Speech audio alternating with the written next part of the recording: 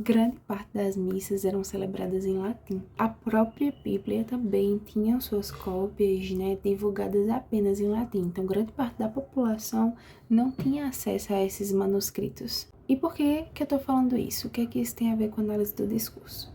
É a partir desse exemplo que eu vou explicar um pouco sobre o primeiro momento que está presente no ensaio inaugural de Foucault, que ele fez no Collège de France e que se chama A Ordem do Discurso. Nesse primeiro momento, Foucault ele vai explicar sobre o procedimento de exclusão.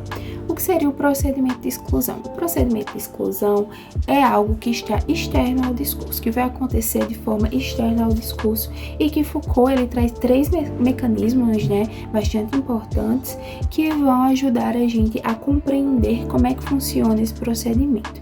Então, ele nos traz o ponto 1, que seria a interdição, o ponto 2, que seria a separação e rejeição, e o ponto 3, que seria a vontade e verdade. Falando um pouco sobre esse primeiro ponto, que é a interdição, a gente vai ter dentro da interdição três aspectos que vão nos ajudar a compreender o que é que vai acontecer aí nesse mecanismo.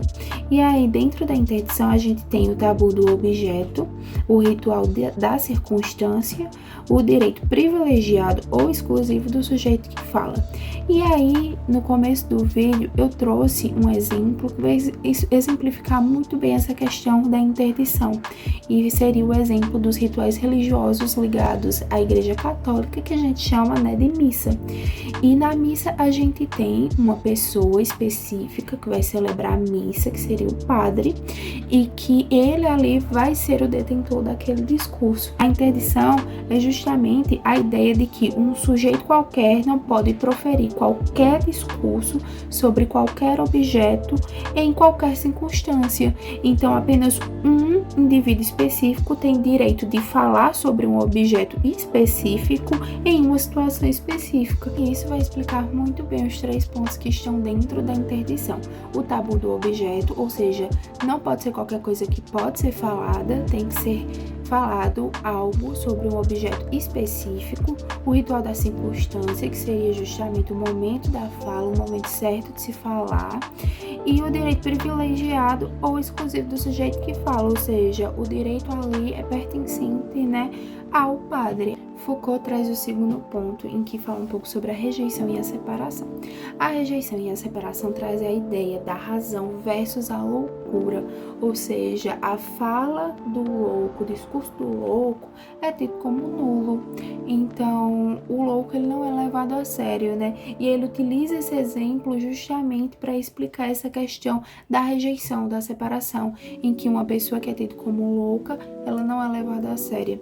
E um exemplo, que a gente pode utilizar para explicar isso seria o do Chapeleiro Maluco, que é um personagem presente no filme Alice no País das Maravilhas, em que ele profere vários discursos em que ele não é levado a sério porque ele é tido como um personagem, que é caracterizado como um personagem que é louco e que por isso ele não deve ser levado a sério. Então, em diversos momentos, ele joga pistas, ele joga diversos comentários, falas poderia ser, que ajudasse aqueles personagens que estão vivendo aquela trama na narrativa que está sendo, discorrida, mas que ele não é levado a sério e por isso muitas coisas acabam dando errado. Um outro exemplo que a gente pode utilizar é o da personagem Terry Eves. Ela é uma personagem que está presente na série Stranger Things. Ela é mãe da personagem principal, Eleven, e essa personagem, Eleven, ela passou por diversos testes científicos que fizeram com que ela adquirisse poderes, e isso aconteceu principalmente também durante a gestação dela, enquanto ela estava ainda na barriga da mãe, e a mãe dela, para ser silenciada, passou por diversos testes científicos, procedimentos científicos que fizeram com que ela fosse levada à loucura. E mesmo diante da sua enfermidade que aconteceu, com ela ainda proferia algumas palavras específicas. E essas palavras específicas que estão presentes na imagem que eu estou mostrando, essas palavras, elas eram, na verdade, pistas, que iam ajudar a sua filha a desvendar o que tinha acontecido ali e todas as coisas que estavam erradas diante da trama do seriado e que é desenvolvida de acordo com a narrativa dessa série. O terceiro e último ponto que Foucault vai explicar, né, para ajudar na compreensão do procedimento de exclusão seria o ponto que fala sobre a vontade de verdade.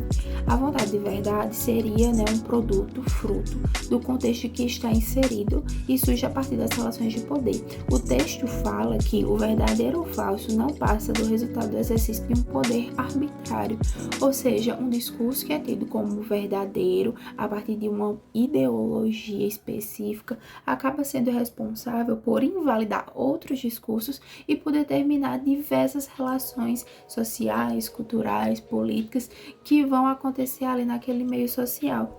E aí isso, né, faz com que diversos aspectos da sociedade que se estabelecem, se fundamentam, né, a partir desse discurso, giram em torno dele, porque ele é um discurso que é tido como verdadeiro e apenas ele é tido como verdadeiro. Outros discursos que forem proferidos são tidos como falsos nesse sentido. E para exemplificar isso, eu trouxe 2 exemplos, né? O primeiro seria referente à série de filmes Divergente, em que são filmes de distopia, e esses filmes eles vão explicar muito bem a questão das relações de poder, em que as pessoas elas são ali, né, seguidoras de um discurso em específico, e isso vai determinar todas as relações que vão acontecer ali dentro daquele contexto cinematográfico.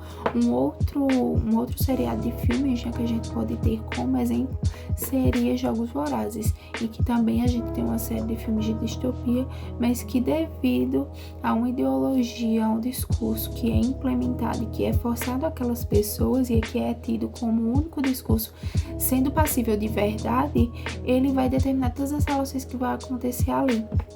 Então, esses 2 exemplos exemplificam bastante, né, e falam muito bem sobre essa questão da vontade de verdade.